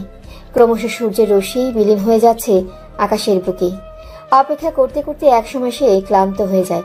তবুও দেখা মেলে না তার স্বর্গীয় পরীর। আশপাশটা আরেকবার নিজের তীক্ষ্ণ দৃষ্টি দ্বারা পর্যবেক্ষণ করে ভাবতে থাকে, কোথায় আছে আমার প্রিয়তমা? তার কোনো বিপদ হলো কি? পরক্ষণেই মনে পড়ল তার প্রিয়তমা সাধারণ কোনো মানবী নয়, বরং শক্তিশালী এক ভ্যাম্পায়ার। সে কি করে বিপদে পড়তে পারে? সে নিজেই তো জ্বলন্ত এক আগ্নেয়গিরি। আরো কিছুক্ষণ অপেক্ষা করে সূর্য আকাশের বুকে মিশে যেতেই সে জঙ্গল ত্যাগ করে। প্রিয়তমার প্রতি অভিযোগ করে বলল, তুমি বড়ই নিষ্ঠুর প্রিয়তমা। নেকের রাজ্যে রাজপ্রাসাদ আজ উৎসব মুখর আমেজে পরিপূর্ণ। রাজা আসিফের মেজাজ আজ বড়ই ফুরফুরে। তার পুত্র যে নিজের লক্ষ্যে এক ধাপ এগিয়ে গেছে। শত্রুদের রাজ্যে ঢুকে পড়েছে রাজকুমার রঙ্গ। আর বেশি দেরি নেই এই ভ্যাম্পায়ার রাজ্য ধ্বংস হতে। শয়তানি হাসি এসে বলে, রাজার জাহাজ প্রস্তুত হও, নিজের পরিবারও রাজ্যের ধ্বংসলীলা দেখার জন্য। খুব শীঘ্রই বিলীন হবে তোমার অস্তিত্ব। সময়টা রাতের মধ্যম প্রহর। ভয়ানক নিস্তব্ধতায় ছেয়ে গেছে চারপাশ। পরিবেশ এতটা নীরব যে কোথাও কোনো পাখি ডেকে উঠলেও তার বিকট আওয়াজ ধারণ করছে। বাইরে কোথাও কোনো মানুষের চিহ্ন পর্যন্ত নেই, তবে রয়েছে কিছু নির্ঘম হিংস্র প্রাণীর অস্তিত্ব। প্রাসাদের ছাদে দাঁড়িয়ে আছে লিয়ানা, মুখে তার রহস্যময় হাসি। প্রধান দ্বারের দিকে তীক্ষ্ণ দৃষ্টি নিক্ষেপ করে বাঁকা হেসে বলে, বুদ্ধু প্রহরী, তোমরা কিভাবে ভুলে যাও তোমাদের রাজকুমারী পূর্ণ শক্তির অধিকারী, একজন নিখুঁত ভ্যাম্পায়ার। এত সহজে তোমরা তাকে আটকে রাখতে পারবে না, মূর্খ কোথাকার। প্রাসাদের চারপাশটা আরো একবার সতর্কতার সাথে পর্যবেক্ষণ করিনি নিজের বিশাল আকৃতির বাদামি ডানা দুটো মেলে ধরে। রাজ্যের সকল ভ্যাম্পায়ারদের ডানার রং কালো হলেও তার ডানা বাদামি রঙের। হয়তো তার অদ্ভুত শক্তির কারণেই সে বাকিদের থেকে কিছুটা ভিন্ন। প্রিয় পুরুষটির কথা মনে আসতেই দ্রুত নিজের সুবিশাল ডানা দুটো ঝাপটে উড়ে চলে জঙ্গলের উদ্দেশ্যে। গন্তব্য তার প্রিয় মানুষটি। নিকশ কালো অন্ধকার জঙ্গল তার কাছে দিনের ঝলমলে আলোর মতোই পরিষ্কার। পুরো জঙ্গল খুঁজেও কোনো দালান বা ভবনের অস্তিত্ব না পেয়ে ডানা গুটিয়ে বসে পড়ে গাছের শেকড়ে। ব্যথিত হয়ে বলে, কোথায় আছো তুমি প্রিয়? তোমার নৈকট্য যে ভীষণভাবে প্রয়োজন তোমার প্রিয়তমার। এতদূর এসেও কি তবে তোমার দর্শন ছাড়াই ফিরে যেতে হবে আমাকে?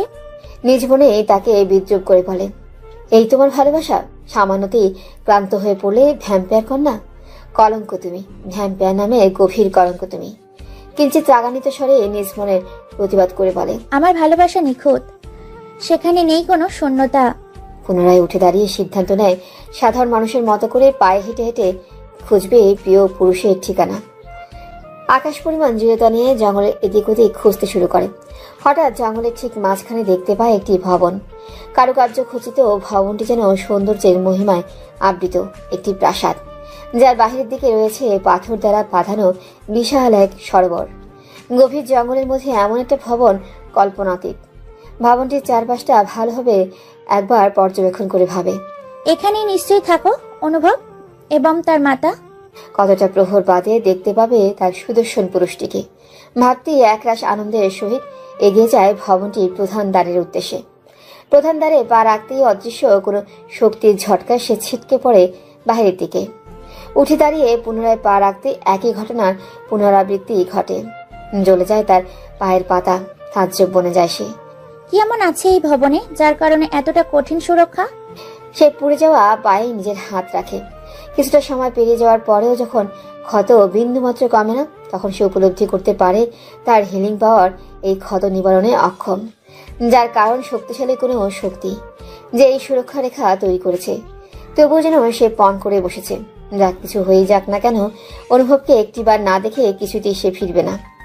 আবারও উঠে পা রাখতেই চায় প্রবেশদ্বারে, কিন্তু তার পূর্বেই কেউ তাকে তড়িৎ বেগে টেনে নিয়ে যায় ভবনের বাহিরে, আবদ্ধ করে নিজের বাহুবন্ধনে। প্রথমে কিছুটা ছটফট করলেও একটা সময় প্রিয় মানুষটার শরীরে ঘ্রাণ পেয়ে নিশ্চুপ হয়ে মাথা রাখে তার বক্ষ দেশে। এটাই যে তার মূল গন্তব্য। কিয়ৎ পরে অনুভব নিজের বাহুবন্ধন আলগা করে আলতো করে হাত রাখে প্রিয়তমার দুই গালে, আবেগ ঘন কণ্ঠে শুধায়, কেন আজ জঙ্গলে আসেনি সে? অভিমান করে বলে, তুমি কি জানতে না নিষ্ঠুর প্রিয়তমা, কেউ তোমার জন্য অপেক্ষা করে অধীর আগ্রহে? কেন তুমি বিরহ দাও আমার হৃদয়ে? তোমার কি মায়া লাগে না এই পুরুষটির জন্য? লিয়ানা মাথা তুলে তাকায় প্রিয় পুরুষটির পানে। তার অভিযোগপূর্ণ বাক্যে মুচকে এসে চুম্বন করে প্রিয়তমের দুই গালে, অতঃপর পুনরায় মিশে যায় তার বক্ষ দেশে। হতভম্ব অনুভব থমকে যায় প্রিয়তমার এহেন কাজে। কিছুক্ষণ পূর্বে তার প্রিয়তমাকে ঘুরিয়েছে তার স্মরণে আসতেই চোখ বড় বড় করে তাকায় নিজ বক্ষে মিশে থাকা রমণীর পানে। গালে হাত রেখে পর্যবেক্ষণ করে বলে, কি ভয়ঙ্কর স্পর্শ তোমার প্রিয়তমা। হঠাৎ লিয়ানার পায়ের দিকে নজর যেতেই চমকে যায় অনুভব। দেখতে পায় তার প্রিয়তমা নিখুঁত পা দুটো জ্বলে গিয়ে সেখানে সৃষ্টি হয়েছে নিবিড় এক ক্ষত। এতটা গভীর ক্ষত নিয়েও কত সানন্দেই না তার প্রিয়তমা আলিঙ্গন করেছে তাকে। ব্যস্ততার সাথে বসে পড়ে লিয়ানার পায়ের কাছে, নিজ হাতে পা তুলে দেখতে থাকে ক্ষতটা কতটা ব্যথায় না পেয়েছে তার স্বর্গীয় পরী। দুফোঁটা অশ্রু ঝরে পড়ে তার চোখ থেকে। নিজ পায়ে অশ্রুর পরশ পেতেই চোখেতে তাকায় লিয়ানা। বসে পড়ে অনুভবের সম্মুখে, নিজের বাহু দ্বারা মুছে দেয় তার অশ্রুকণা। প্রিয়তমার হাতের স্পর্শে হুঁশ ফেরে অনুভবে। লিয়ানাকে সেখানে অপেক্ষা করতে বলে দৌড়ে যায় ভবনের ভেতরে। মুহূর্তে ফিরে আসে হাতে কোনো বস্তু নিয়ে। জানায় এটা তার মাতার তৈরি জাদু ঔষধি, যা সব ধরনের ক্ষত বিলীন করতে সক্ষম। নিজ হাতে কিছুটা পথ্য নিয়ে লাগিয়ে দেয় ক্ষততে। মুহূর্তেই নিঃশেষ হয়ে যায় সকল ক্ষত। স্বস্তির শ্বাস ছাড়ে অনুভব। লিয়ানাকে উদ্দেশ্য করে জানতে চায় ক্ষতের কারণ। কিভাবে হলো এই ক্ষত? মাথা নিচু করে লিয়ানা জানায় সম্পূর্ণ ঘটনা। সব শুনতেই তার মুখশ্রীতে ফুটে ওঠে রাগের লেলিহা। রাগান্বিত স্বরে বলে, এতটা কষ্ট সহ্য করে আবার সেই ধারে পুনরায় পা রাখতে গিয়েছিলে? উন্মাদ হয়ে গিয়েছে তুমি। তার রাগকে বাণীতে পরিণত করতে যেন রমণী এগিয়ে এসে তার মাথা রাখে তার কাঁধে। নিঃশেষ হয়ে যায় তার সমস্ত রাগ। অভিমানী কণ্ঠে বলে, এইটা অনুচিত। তুমি ধোঁকা দিয়ে আমার রাগ কমানোর চেষ্টা করছো। প্রিয় পুরুষের অভিমানে বাক্য শুনে হাসিতে ফেটে পড়ে লিয়ানা। চোখেতে তাকায় অনুভব। নিজ মনে বলে, আর কত ভাবে আমাকে মারবে তুমি নারী? তোমার এই হাসি যে আমাকে ছন্ন ছাড়া উন্মাদ করতে সক্ষম। মুচকে এসে লিয়ানা বলে, তোমার মনের সকল কথা আমি শুনতে পাই, তা কি জানো তুমি প্রিয়? প্রিয়তমার স্বীকারোক্তিমূলক বাক্য তাজ্জব বনে যায় অনুভব। বলে কি এই কন্যা? তার মানে প্রথম দিন এই কারণেই আমি কিছু উচ্চারণ করার আগে সব কিছু বুঝে যাচ্ছিল সে? লিয়ানা উচ্চস্বরে বলে, আবার তুমি মনে মনে কথা বলছো? বোকা বনে যায় অনুভব। মুখটা গোমরা করে বলে, তোমার কি লজ্জা করে না এভাবে অন্যের মনের কথা শুনতে? এতটা আমাদের শক্তি, লজ্জা কেন করবে? তবে তোমার মনের উল্টাপাল্টা কথা শুনে অবশ্যই লজ্জা করে। হঠাৎ ভবন জুড়ে বেজে ওঠে রাত্রের শেষ প্রহরের ঘণ্টা, যা অনুভবের মাতা এলি জাদু দ্বারা তৈরি করেছে। লিয়ানা জিজ্ঞাসা সূচক দৃষ্টির অর্থ বুঝতে পেরে অনুভব জানায় এটা তার মাতার তৈরি জাদু ঘণ্টা, যা প্রতি প্রহরে বিকট শব্দ তুলে জানান দেয় তার উপস্থিতি। শুনতেই দ্রুত উঠে দাঁড়ায় লিয়ানা, বলে, এখন যেতে হবে আমাকে। কেউ যদি জানতে পারে আমি কক্ষে নেই, তাহলে পিতার কাছে ধরা পড়ে যাব। প্রিয়তমার কথাতে অনুভব উঠে দাঁড়িয়ে আগলে নেয় তাকে নিজের বাহুবন্ধনে। তার কপালে আলতো করে চুম্বন করে শুধায়, আবার কখন আসবে? কাল রাতের মধ্যম প্রহরে আবার আসবো। ঘুমিয়ে পড়ো না যেন। প্রবেশদ্বারের ভেতর থেকে অপেক্ষা করবে আমার জন্য। আমি আসলে তবেই বাইরে আসবে। সম্মতিসূচক মাথা নাড়ায় অনুভব। তাকে আরো একবার অবাক করে দিই। লিয়ানা নিজের বিশাল আকৃতির বাদামি ডানা দুটি মেলে ধরে। প্রিয় পুরুষটিকে আরেকবার দেখে নিয়ে মুচকি হেসে উড়ে চলে প্রাসাদের দিকে। কিছুক্ষণ প্রিয়তমা যাওয়ার পানে চেয়ে থেকে অনুভব ফিরে যায় নিজ ভবনে। জঙ্গলের মাঝ বরাবর আসতেই লিয়ানা শুনতে পায় ভয়ঙ্কর এক নেকড়ের গর্জন। নেকড়েটা তাহলে এই জঙ্গলেই আছে। গর্জন অনুসরণ করে সতর্কতার সহিত এগিয়ে যায় সেদিকে। দেখতে পায় নেকড়েটা শিকার শেষ করে কোথাও যাওয়ার প্রস্তুতি নিচ্ছে। চতুরতার সাথে নিমিষেই পৌঁছে যায় তার সম্মুখে। নেকড়েটা তাকে দেখে কেমন